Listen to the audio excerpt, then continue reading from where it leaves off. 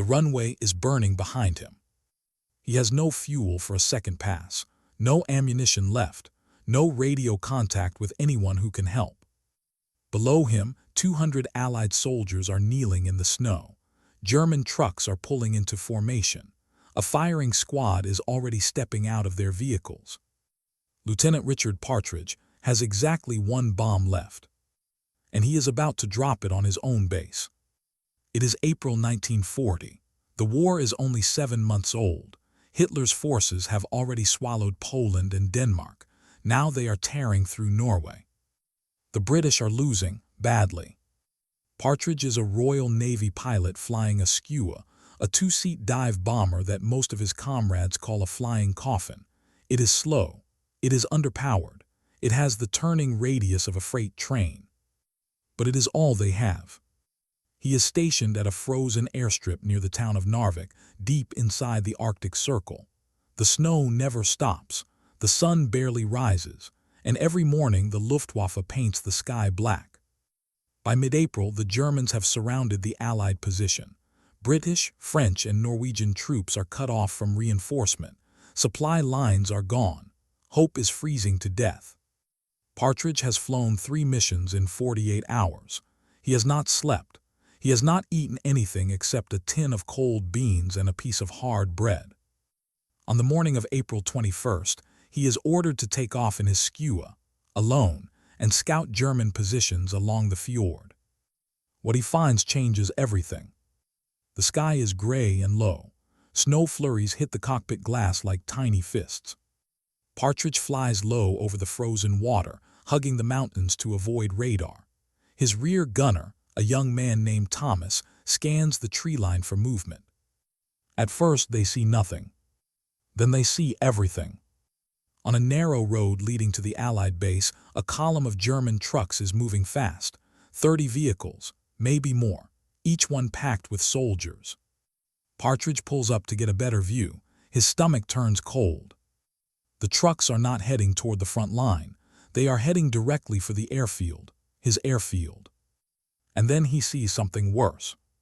Just outside the perimeter fence, 200 British and Norwegian soldiers are standing in an open field. Their hands are raised. Their weapons are on the ground. They are surrounded by German infantry. Partridge watches as the trucks stop, as German officers step out, as a machine gun is set up on a small hill overlooking the prisoners. He understands immediately. This is not a surrender. This is an execution. The Allied troops have already laid down their arms. They are unarmed. They are trapped. And in 20 minutes, maybe less, they will all be dead. Partridge looks at his fuel gauge. It is almost empty. He used most of it just getting here. He looks at his bomb load. One single 500-pound bomb remains under the Skua's belly. He had planned to drop it on a German supply depot further inland, but there is no time for that now. He looks at the runway below, his own runway, the same one he took off from an hour ago. It is still intact, still usable, and it is surrounded by German trucks. An idea forms in his mind, a terrible, insane, impossible idea. He turns to Thomas in the rear seat. He shouts over the engine noise. "We're going back, and we're not landing."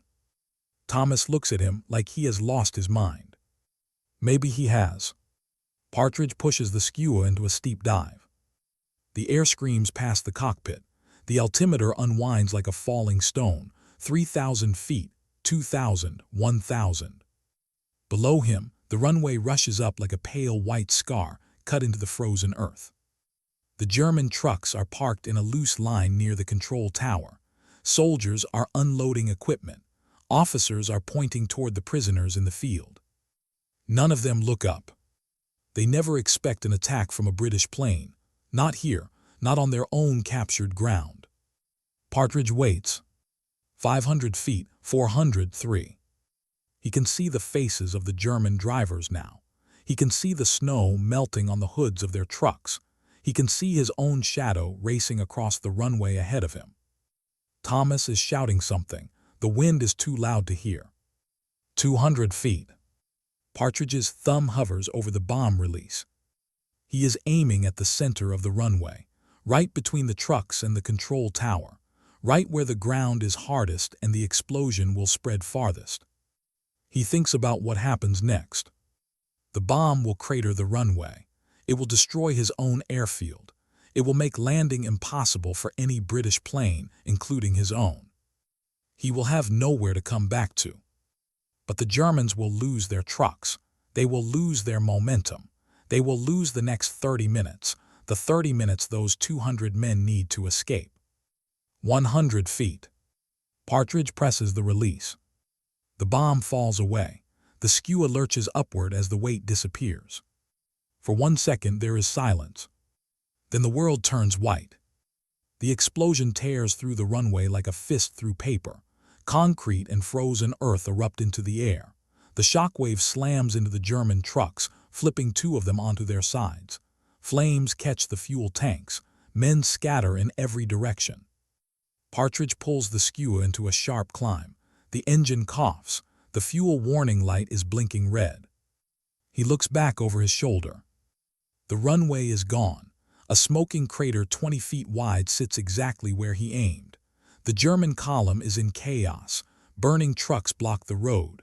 Soldiers are running, not toward the prisoners, but away from the fire. And in the field, the 200 Allied soldiers are already moving. They are running for the tree line, running for the fjord, running for their lives. Partridge watches them disappear into the snow. His fuel gauge hits 0. The skua does not make it back to base. There is no base to make it back to. Partridge glides the aircraft as far as he can, over the frozen lake past the burning airfield toward a flat patch of ice near the Swedish border. The engine sputters, dies, goes silent. He lands hard. The skua skids sideways, cracks a wingtip on a rock, and comes to rest in a cloud of snow and silence. Thomas is bleeding from a cut on his forehead. Partridge's left arm is numb from the impact. They climb out of the wreckage and stand in the freezing wind, watching the smoke rise from the runway they destroyed. For a long moment, neither of them speaks. Then Thomas whispers, "Did we just bomb our own people?" Partridge shakes his head. "We bombed a firing squad." They walk for 3 hours through the snow. They find a Norwegian fishing village. They hide in a barn for 2 days while German patrols search the coastline. On the 3rd day, they are picked up by a British destroyer. On board, they learn what happened after the bomb fell. The explosion brought exactly 33 minutes of chaos. In that time, the 200 trapped soldiers broke contact, crossed the frozen fjord on foot, and reached a waiting fleet of fishing boats. Every single man survived. Not one was shot. Years later, a Norwegian veteran named Erik Larsen wrote a letter to Partridge. He had been kneeling in that field. He had watched the German machine gun being set up. He had closed his eyes and said goodbye to his wife and daughter. Then he heard the engine. Then he saw the skua. Then he felt the ground shake. His letter ended with 6 words. "You fell out of heaven that day." Lieutenant Richard Partridge never considered himself a hero. He said he was just a pilot who made a choice, a terrible choice, a choice that destroyed his own runway, stranded his own men, and sent him crashing into a frozen wilderness. But that is what courage often looks like. Not clean, not glorious, not safe.